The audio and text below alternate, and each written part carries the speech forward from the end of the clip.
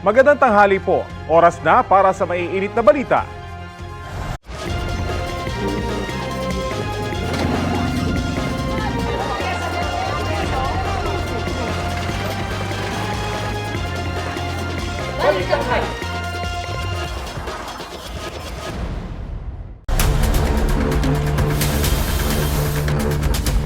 Hanging habagat, nagpaulan at nagpabaha sa malaking bahagi ng Luzon. Ano ba dapat gawin ng gobyerno? Dapat na ginagawa na nila noon pa. Yung flood control, ewan ko, wala naman Nagagawa. matagal na yun. Magtataas ho, nung dito may sukatan kami eh. Ngayon na ho, doon kami nilikas. Libo-libong residente, lumikas. Sa gitna ng masamang panahon, bayanihan, nagpapatuloy pa rin. Pangulong Bongbong Marcos na nasa Amerika ngayon, tiniyak na darating ang tulong sa mga nasalanta. Ang mga relief goods ay nakahanda na, idinideliver na doon sa mga area na nangangailangan.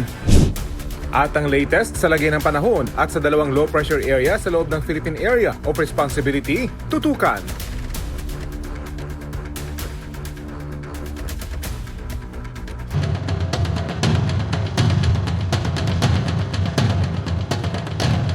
Nakabantay ang puwersa ng GMA Integrated News sa mga pinakabagong balita kaugnay sa epekto ng hanging habagat. Yan po ang live situation sa Espanya Boulevard sa Maynila. Binabantayan din natin ang level ng tubig sa Marikina River. Nakaantabi rin tayo sa sitwasyon sa Dagupan, Pangasinan, pati na sa Iloilo City. Posibleng maging tropical depression ang dalawang low pressure area na binabantayan sa Philippine Area of Responsibility. Ang isa sa kanila may high potential o mataas na tsansang maging bagyo. As of 8 a.m., update ang pag-asa, posibleng mangyari yan sa loob ng 24 oras. Samantala, isa pang low pressure area ang minomonitor sa labas ng PAR na meron ding medium o katamtamang tsansang maging bagyo. Ilang residenteng naipit sa matinding baha ang sinagip sa Barangay Santo Domingo sa Quezon City. Balitang hatid ni Jomar Apresto. Kuha ito sa bahagi ng Barangay Santo Domingo sa Quezon City kaninang hating gabi. Inabot raw hanggang sa second floor ang baha kaya kinailangan ng ilikas ang mga residente. Sa kuhang ito, kita pa ang pagsagip sa ilang bata at matatanda sa lugar. Ayon sa barangay, mayroon din daw mga residente na nagpalikas pero piniling magpaiwan sa kalye ng G. Araneta Avenue. Ang ilan sa kanila, kita pa na sa bangketa na nagpalipas ng gabi. Estimated po namin is mga nasa 600 families or 1,500 individuals so far. Both na po yun nasa evacuation site and also yung mga preferred po na dito po magstay. Pag pumunta po kasi kami doon sa evacuation po malayo. May ilang residente naman ang wala halos gamit na naisalba at mas piniling iligtas ang imahe ng Poong Nazareno. Bandang alas 5 ng madaling araw, ganito na ang sitwasyon sa bahagi ng G. Araneta Avenue. Sandamakmak na basura ang naglutangan, partikular sa southbound lane ng kalsada. Nananatili namang nakaantabay ang rescue team at PNP para sa mga residente na posible pang ilikas. Jomer Apresto nagbabalita para sa GMA Integrated News. Narito po ang walang pasok dahil sa hanging habagat. Ayon sa Malacanang, suspendido ang klase sa lahat ng antas sa public at private schools at pati na sa mga opisina ng gobyerno sa Metro Manila, Pangasinan, Bataan, Bulacan, Pampanga, Tarlac, Zambales, Batangas, Cavite, Rizal at sa Occidental, Mindoro. Preschool hanggang grade 6 naman ang walang pasok sa Baguio City sa public at private schools. Maki-update na rin tayo sa sa inyong mga lokal na opisyal para sa localized suspension of classes.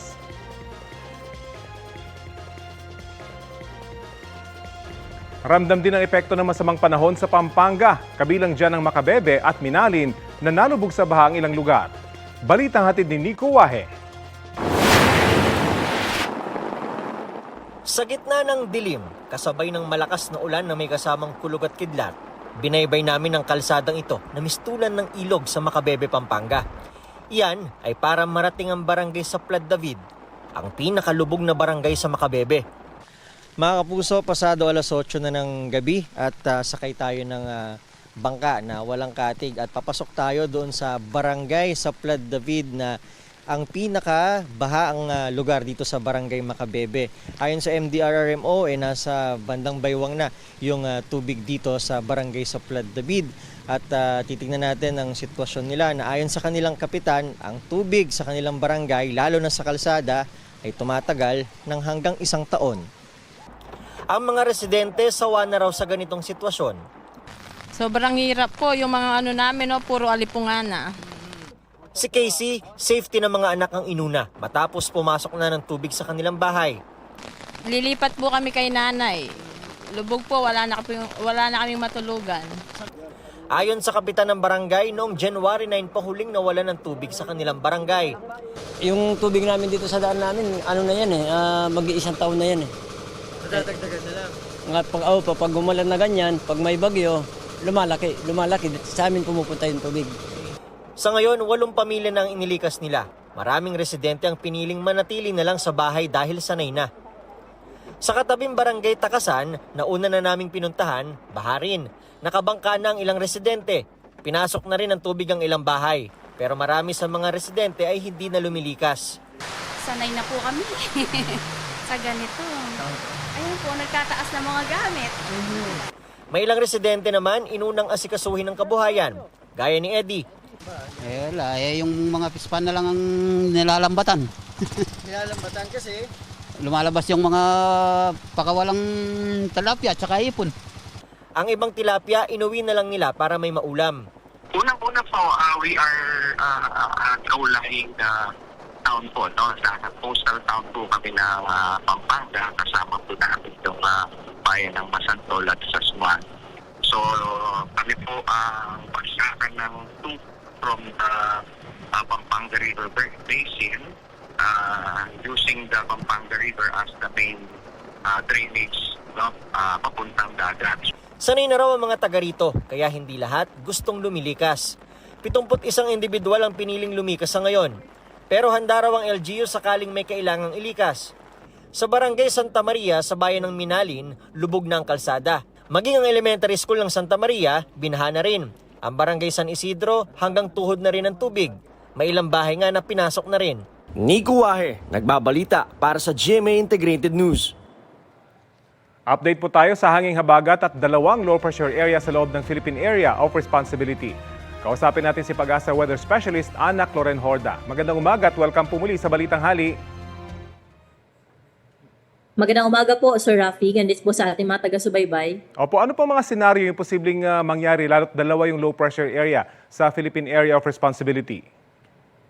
Opo, ito pong 2 low pressure area ngayon. Yung isa ay nasa silangan po ng extreme northern Luzon at yung isa naman nasa silangang bahagi ng central Luzon area. So inaasahan natin na itong 2 LPA na to ay mag-merge po, no, or magsasama isa-isang sirkulasyon. So magkakaroon na lamang po tayo ng isang low pressure area within 24 hours. At kapag nag-merge na po sila o nagsama ay mas tataas po yung chance na maging bagyo po ito. At yung sa kasalukuyan, Sir Rafi, yung dominanting LPA ay yung nasa silangang bahagi ng Central Luzon area. So ito po yung inaasahan natin na posible pong maging bagyong si Dante within 24 hours. So posible po ito maging bagyo ngayong gabi o bukas po ng umaga. Kapag nabuo po itong bagyo, gaano po kaya ito kalakas at saan ito makakaapekto? Sa ating pagtaya po, no, posible po ito maging isang tropical depression within 24 hours at yung tracking po natin dito ay kikilos po ito pa north-northwestward, palayo po ng ating Philippine landmass. Papunta po ito dyan sa may southern islands po ng Japan or sa may Ryukyu Islands. Dyan po siya natin inaasahan na pupunta. So, yung signal o yung hangin na dala po ng bagyo ay halos mababa po yung chance na magkaroon po sa anumang parte po ng northern Luzon. Opo. May pangatlong LPA po sa labas ng PAR. Ano pong forecast nyo? Yung pangatlong low pressure area po sa labas nating area of responsibility ay mababa pa naman po ang chance na maging bagyo sa kasalukuyan at hindi pa po natin naasahan na makakaapekto po sa ating bansa. Habang binabantayan po natin kung magbubuo ngayon 2 LPA, yung hanging habagat po ba magpapaulan pa rin? Tama po, Sir Rafi, no? Kapag naging bagyo po itong LPA na ating minomonitor at kapag kapag nagsama po sila, ay na-expect po natin na yung habagat ay mas lalo po nitong papairalin. At kapag naging tropical depression nga po ito, ay posible na itong ma-enhance yung habagat. Kaya inaasahan natin na ngayon hanggang Huwebes po yung posibleng malalakas na buhos ng mga pag-ulan sa malaking bahagi po ng Luzon. Opo, kahapon po napakaraming binaha. Ganong kadaming ulan po ba yung binuhos ng habagat kahapon? Base po sa datos natin dito sa may Science Garden po, no, dito sa may Quezon City, ay nasa around 285 millimeters po yung rainfall na natanggap po natin. So, at pinakamataas naman po dyan sa may bahagi ng Sangli Point, Cavite, nasa around 382 millimeters of rainfall po yung naitala po natin kahapon. Marami po kasi nagkukumpara sa Ondoy pero malayo po ito dun sa Ondoy level.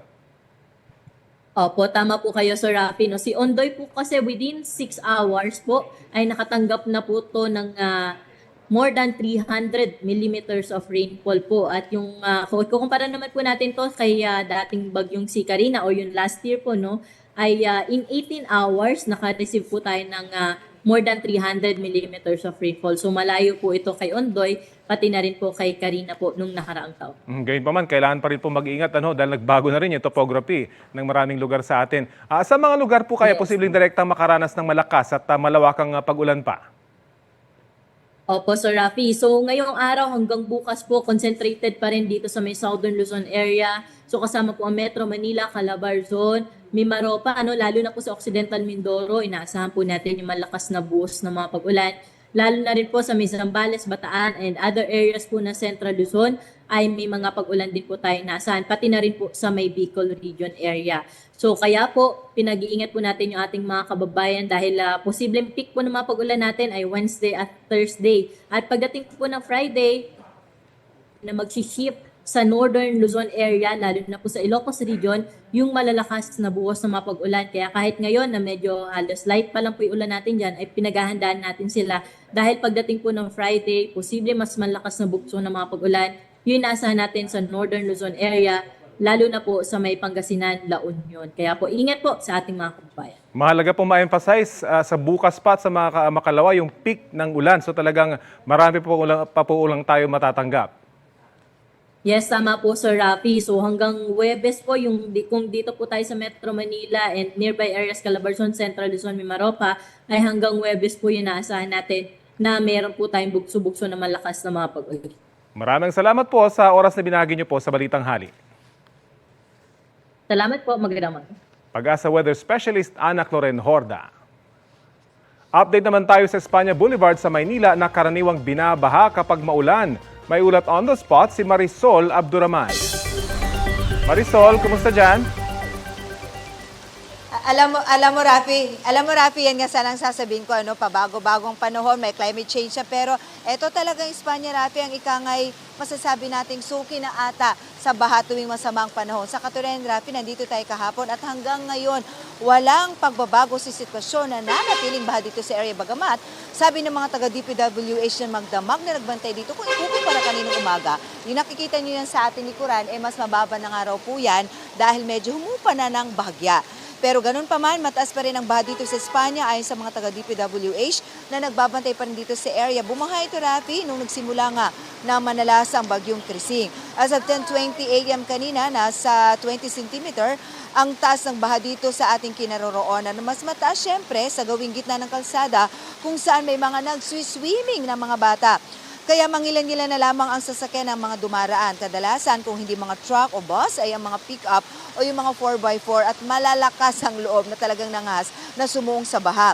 Magdamag na nagbantay dito ang DPWH Flood Watch na nagmumonitor sa level ng tubig dito mayat maya. Mahalaga ito, Rafi, para malaman kung pwede pang madaanan ang lugar, lalo na sa mga light vehicles. Kanina nga, Rafi, napansin natin na dinadivert na nila ang mga sasakyan kapag natapos na nilang isukat ang level ng tubig dito dahil alam nila na medyo delikado na ito sa mga maliliit na sasakyan.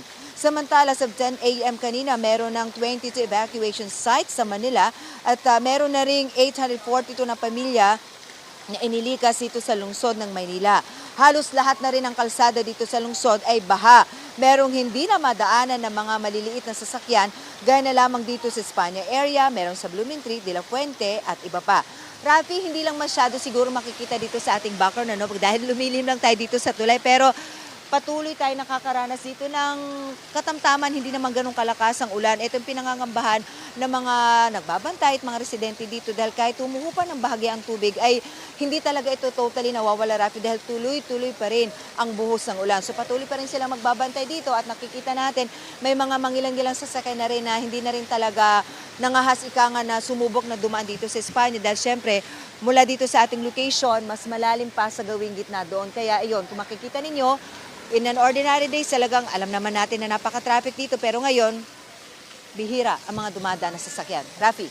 Marisol, may naging paliwanag ba yung DPWH kung bakit ganyan pa rin yung sitwasyon? Kasi alam natin, tinaas na yung bahagi ng Espanya, di ba? At meron pang malaking drainage sa ilalim. So hindi na ba ito sapat?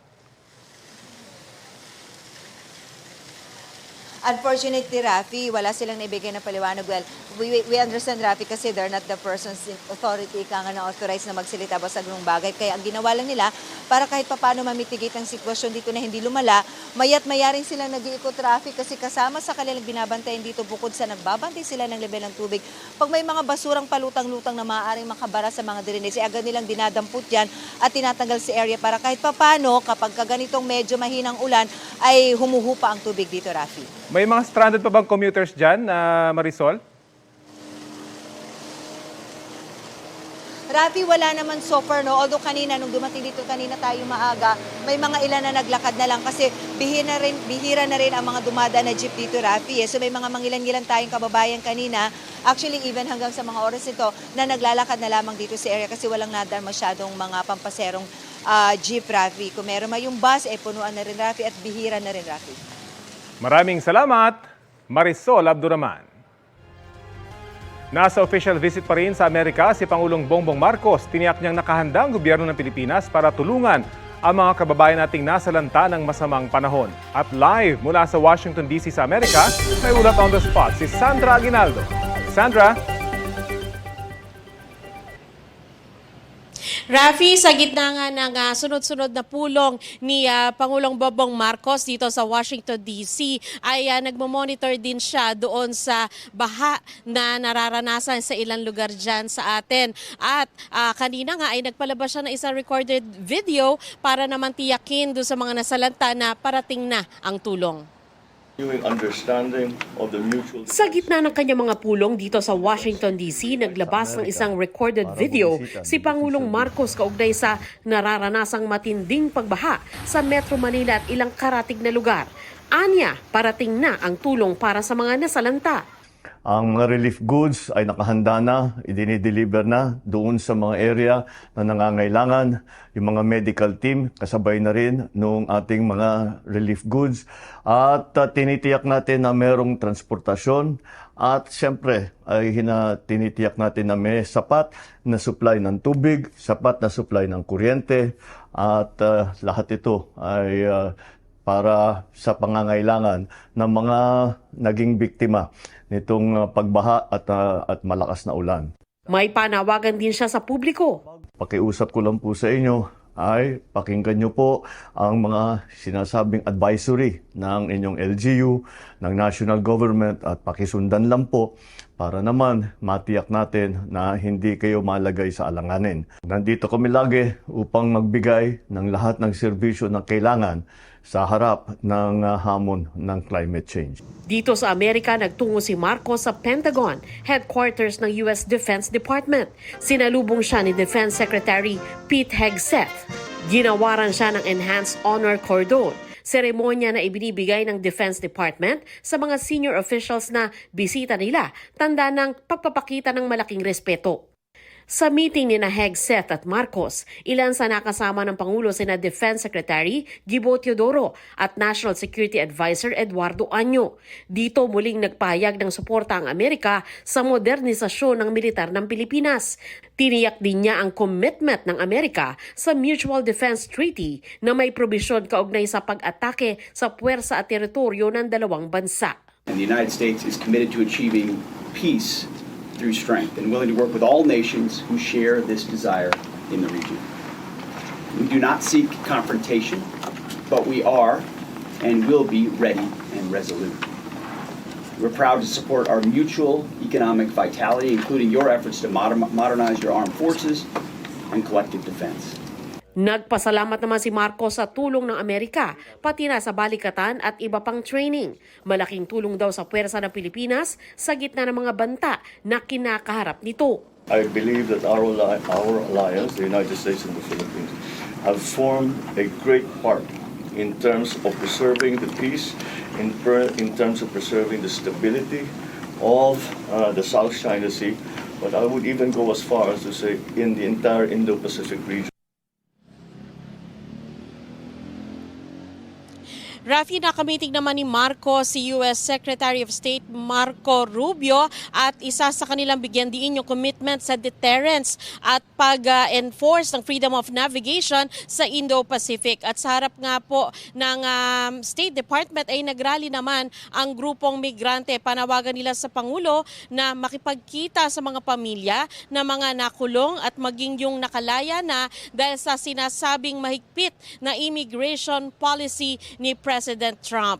Rafi, sa araw na ito ay nagkaroon din ng pulong si Pangulong Marcos kasama yung hepe, no, yung chief ng Central Intelligence Agency, pero wala pa silang nire-release na karagdagang information kaugnay dyan. At bukas naman po dito sa Washington DC ay inaasahan naman yung pulong na mismo ng Pangulo at ni President Donald Trump. Rafi?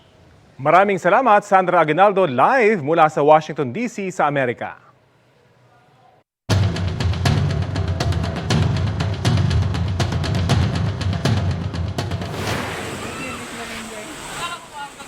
Sa gitna ng pagragasa ng baha sa kalsadang yan, sa Batasan Hills, Quezon City, biglang nahulog ang isang bata na sinusundan ng kanyang ama. Agad naman siyang binalikan ng ama pero lumusot ang bata sa malaking butas ng ginagawang kalsada. Nailigtas ang bata sa pagtutulungan ng mga kapitbahay. Kumustahin natin ang latest sa sitwasyon sa Marikina kung saan umabot nitong madaling araw sa third alarm ang Marikina River.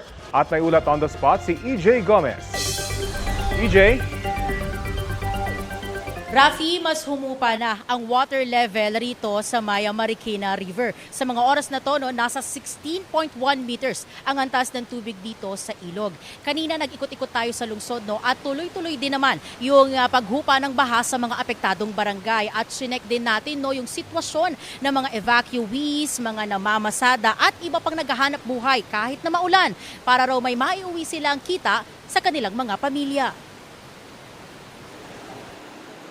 Dito sa Marikina, ang H. Bautista Elementary School sa Barangay Concepcion 1 ang evacuation center na may pinakamaraming evacuees. Galing sila sa mga low-lying areas o mga kabahayan na pinasok na ng baha. Sa tala ng Marikina LGU, nasa mahigit 4,700 na pamilya o lagpas 23,600 na individual ang kabuang bilang ng evacuees sa lungsod. Ngayong umaga, bumisita si DSWD Rex Gatchalian para mamigay ng relief packs para sa mga apektadong residente. Kasama niya si Marikina City Mayor Maan Chodoro. We have 500,000 affected families, of which 15,000 are sheltered in evacuation centers. We have released 100,000 family food packs. May pagkain yan para sa pamilya ng 4 hanggang 5 na maglalas hanggang 3 hanggang 4 na araw. Isa to sa pinakamadaming evacuees. Meron tayong 3,883 individuals, 603 families here in H. Bautista alone. Binibigyan natin sila ng ready-to-eat food like yung noodles, cup noodles natin, and then yung mga mats, kumot na meron tayo. Dahil suspendido ang klase at walang pasok sa trabaho ang ilan, problemado ang mga namamasada dahil nabawasan daw ang kanilang pasahero. Mahirap po kasi walang pasok at tapos di makabiyay kami. Sarado po yung ibang daanan. Kasi malalim ang tubig.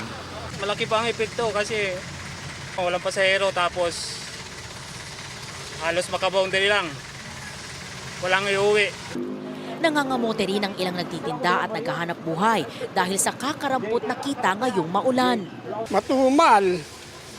Umaasala sa mga dumadaan.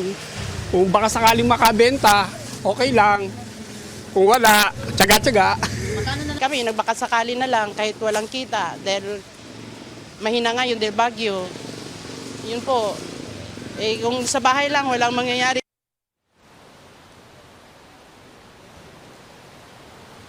Rafi, bagamat bumaba na sa 16.1 meters ang antas ng tubig dito sa ilog at nasa second alarm na lang itong Marikina City, ay tuloy-tuloy pa rin ang nararanasang ulan dito sa syudad. At kita nyo nga sa aking likuran, talagang malakas pa rin ang agos ng tubig dito sa ilog.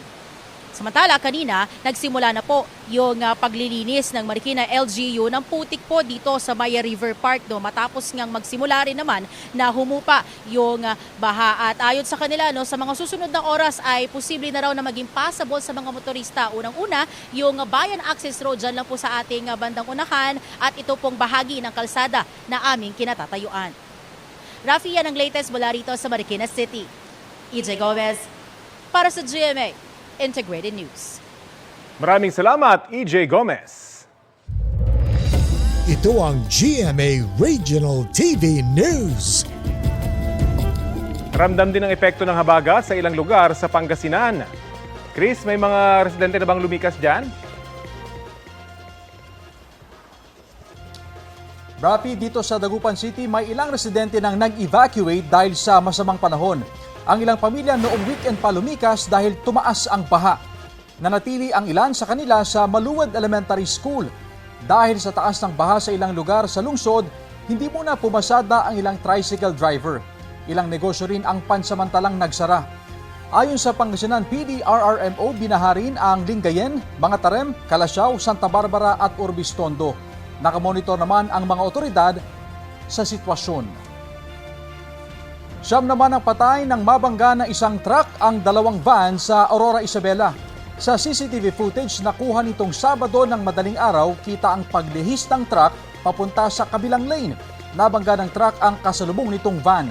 Nasundan pa yan ng pagsalpok nito sa isa pang van hanggang sa sumadsad sa gilid ng pinanggalingan nitong lane. Ayon sa investigasyon, human error ng truck driver ang sanhi ng insidente. Sugatan ng truck driver na itinanggi sa pulisya na inaantok siya ng maaksidente. Wala pang pahayag ang iba pang sugatan, maging ang kaanak ng mga nasawi.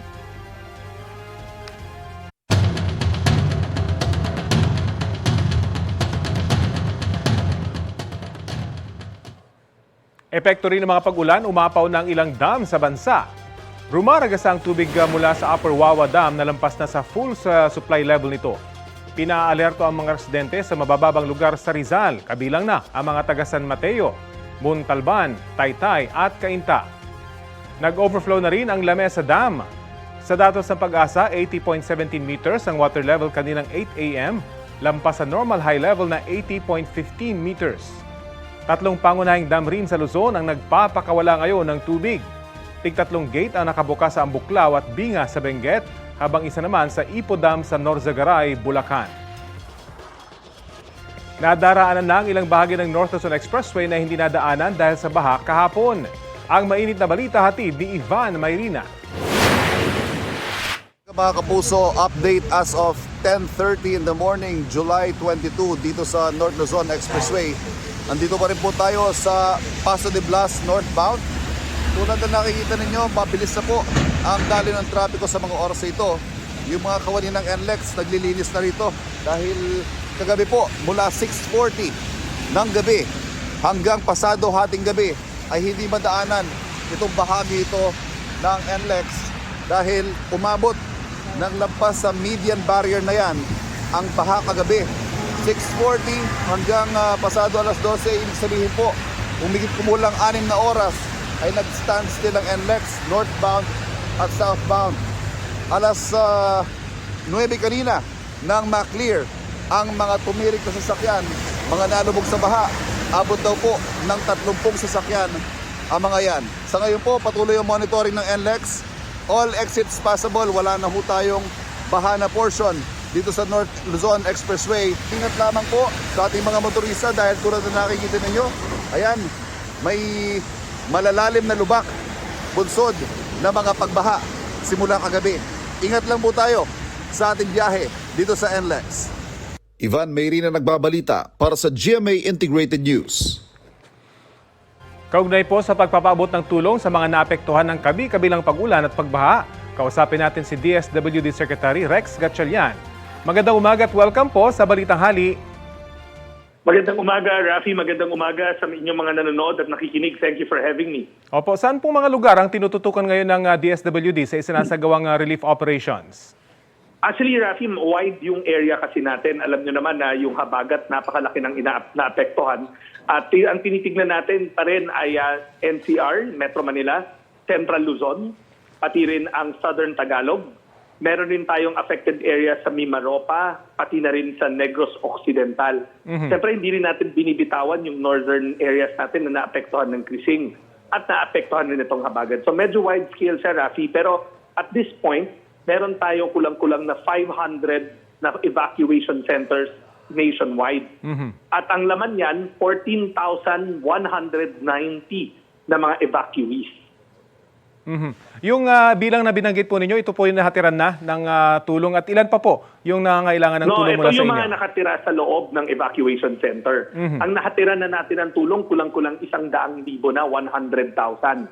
Mas malaki yung numero ng nabigyan ng tulong kaysa yun na sa loob ng evacuation center kasi meron tayong mga kaso kung saan dinadala na ng local government unit yung food packs namin sa mga bahay mismo. Okay. Kasi kung tatandaan natin, ang first line of response is the local government unit. Ang DSWD nakaagapay sa mga local government unit para kung kulangin sila ng supply, kami naman ang nagbibigay. So ngayon, 100,000 na ilabas natin na family food pack at marami pang request na pumapasok at handang-handa tayo to cater to these requests. Saan lugar po itong mga hindi pa naabutan ng tulong na humihingi pa sa inyo? Rafi, wala at this point in time, lahat ng hiningi sa amin, nabigay na namin, may mga bago na request na pumapasok. So, kino-consolidate pa namin yon. Basta suffice to say, ready kami na magpadala ng tulong na karagdagan sa ating mga local government unit. May mga individual din po na magustong tumulong. Base po sa inyong obserbasyon, ano yung kadalasang pangangailangan ng mga apektado nating kababayan? Rafi, at this point, lagi ang pinag-uusapan natin pagkain muna. Kasi nandun tayo sa naantala ang kanilang mga hanap buhay. Kahapon, hindi nakapag-ayos. Kaya pagkain ang inuuna namin lagi. Batay po sa forecast ng Pag-asa, magiging maulan pa hanggang sa Huwebes. So medyo matagal-tagal po, posibleng madagdagan pa yung mga apektado. Ano pong mensahe nyo sa ating mga kababayan?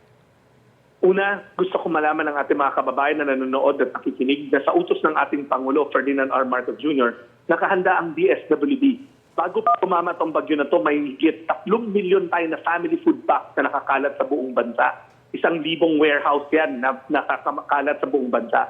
Pero alam natin na kung tumagal pa to, handa pa ang DSWD tumulong kasi hindi naman tayo tumitigil na mag-repack.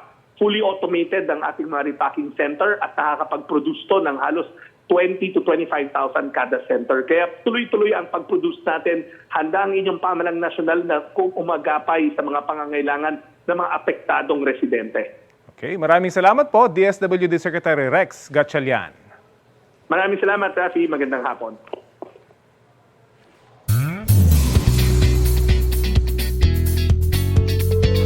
Tuesday latest mga mare, idinonate ng GMA Pictures ang ilang props mula sa set ng award-winning Kapuso film na Green Bones. Kabilang sa mga yan ang bunk beds na magagamit ng mga senior citizen na persons deprived of liberty. Inilagay ang mga bunk beds sa isang kwarto na pinangalanang Celda 60. Bukod dyan, ibinigay rin sa Manila City Jail ang ilang lamesa, upuan, kitchen essentials at cleaning supplies. Earlier this month, nagkaroon din ng special screening sa Manila City Jail ng Green Bones na nakakuha ng 5 awards nitong Sunday sa 8th Entertainment Editor's Choice Awards o EDIs. Mapapanood din yan sa streaming platform na Netflix.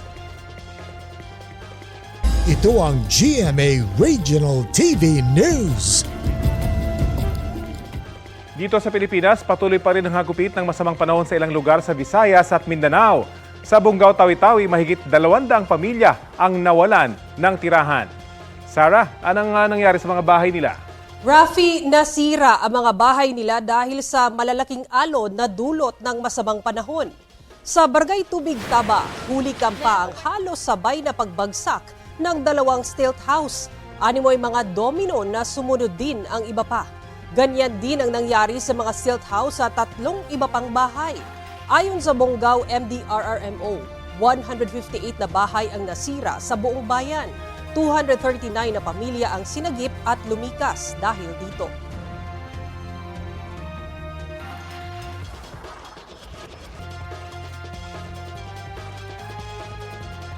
Kumusta naman kaya ang sitwasyon sa ilang bahagi ng Marilao, Bulacan ngayong umaga?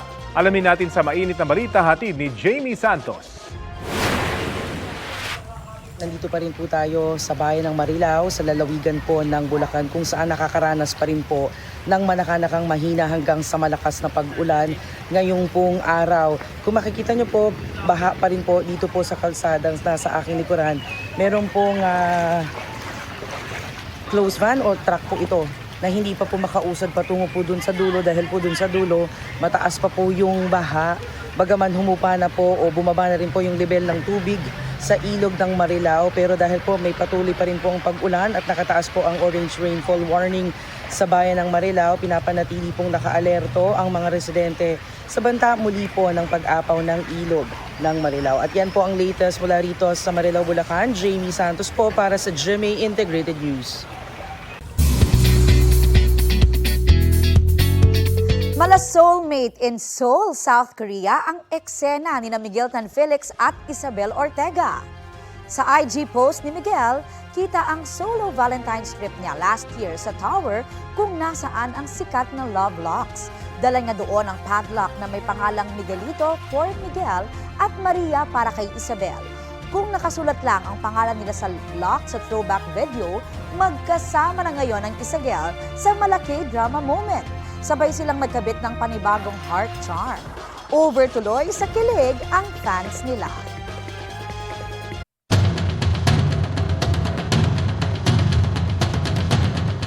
Nakataas po ngayon ang orange heavy rainfall warning dito sa Metro Manila.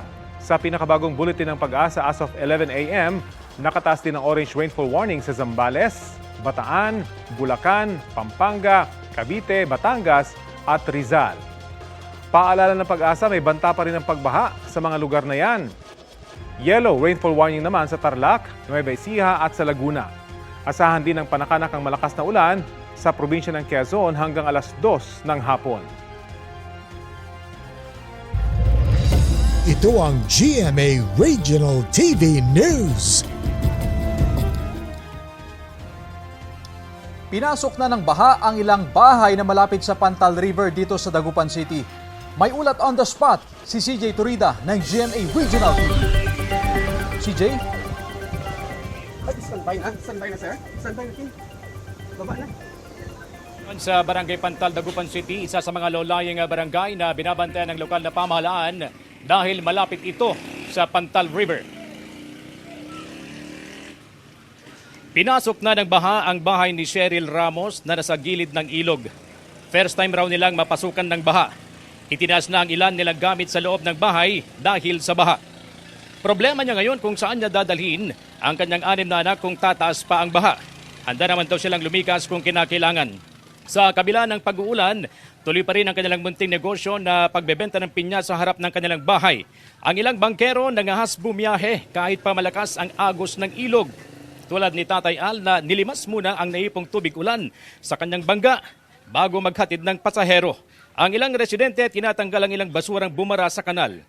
Patuloy ang pag-iikot ng lokal na pamahalaan sa mga binabaang lugar sa Dagupan. Mahigpit na binabantayan ng Pantal River dahil dito dumidiretso ang mga tubig mula sa Sinukalan at Marusay River.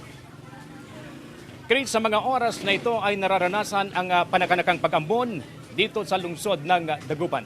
Balik sa iyo, Chris. Maraming salamat CJ Turida ng GMA Regional TV.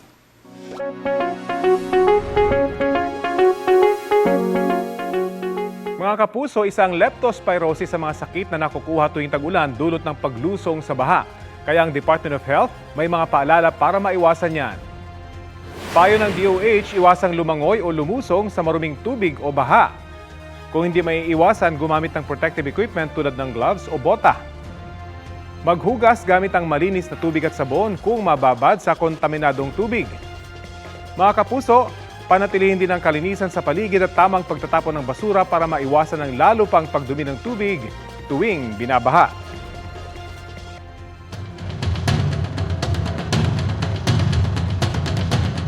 Dahil sa pagulan, tumaas ang tubig sa isang ilog sa Laurel, Batangas. Abot bewang na baha naman ang naranasan sa ilang bahagi ng Cainta, Rizal. Balitang hatid ni Ian Cruz. hanggang hita ang baha sa Barangay San Isidro dito sa Cainta, Rizal. Marami ang napilitang lumusong gaya ng estudyanteng ito na ipinasya ng maglakad dahil patuloy ang pagtaas ng tubig. Hindi na raw niya mahihintay ang naantalang sundo. Hanggang paalam po, tapos biglang naging tuhod, tapos ngayon hita, malapit na pong magbewang. Ang senior citizen naman na ito at kanyang kasama napilitang lumusong kahit pa kagagaling lang sa dialysis session sa Quezon City. Sanay na raw sila sa baha pero sana raw. Ano ba dapat gawin ng gobyerno dapat na ginagawa na nila noon pa? Yung flood control, ewan ko, wala naman Nagagawa. Matagal na yan eh. Dahil sa walang tigil na ulan, naghahanda na ang mga residente sakaling mas tumaas pa ang tubig. Pagtataas ako, hanggang dito may sukatan kami eh. Ngayon ako, doon kami lilikas. Kasama sa nalubog ang gusali ng DepEd Calabarzon. Alauna ng hapon wala nang pasok ang gobyerno pero lagpas alas 4 na, mayroon pa ring nananatili sa mga gusali. Ayon sa Cainta MDRRMO hotline, nagbigay sila ng transportasyon kanina sa mga stranded na mga estudyante, guro at iba pang residente.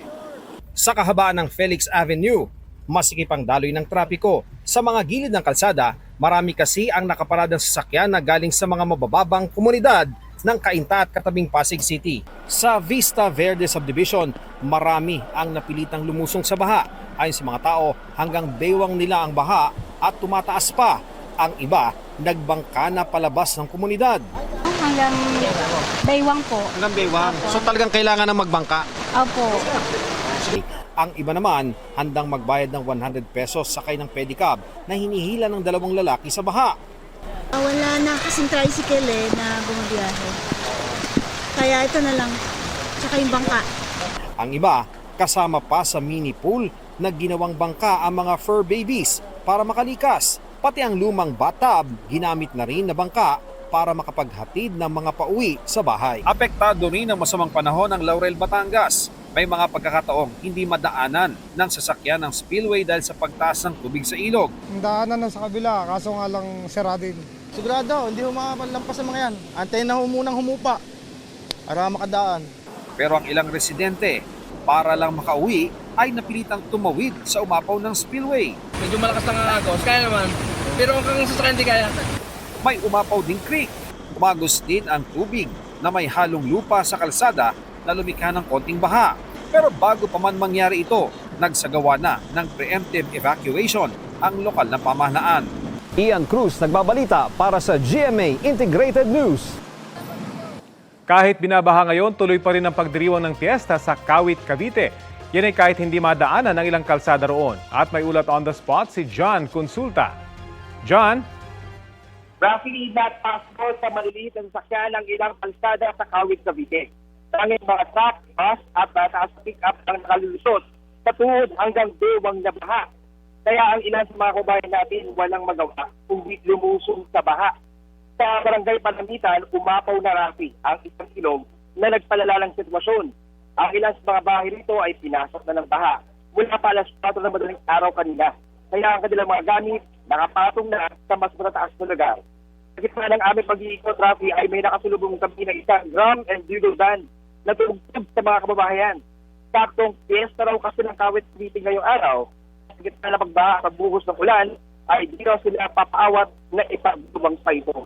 At dito naman sa bahagi ng Noveleta, Cavite, Rafi, ay 600 na individual na ang inikas dito na nagsagawa sila ng preemptive evacuation.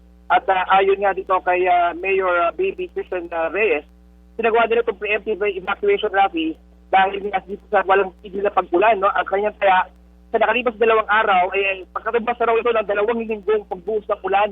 Kaya patuloy sila naka-alerto at nakadabay sa posibleng taas ng tubig sa bahagi dito ng Cavite. Kaya muna latest sa Cavite si John Consulta ng GMA Integrated News. Rafi. Maraming salamat, John Consulta. Ito ang GMA Regional TV News. Na ang baha sa ilang lugar sa Iloilo City kasunod ng naranasang pag-ulang dulot ng habagat. Sa Antique naman, 3 ang naiulat na nawawala. May ulat on the spot si Kim Salinas ng GMA Regional TV. Kim? Sara, sa kabila ng mas maayos ng panahon sa Iloilo City at iba pang bahagi ng Western Visayas, ay nakaanda pa rin ang Office of the Civil Defense 6 sa maaring epekto ng habagat.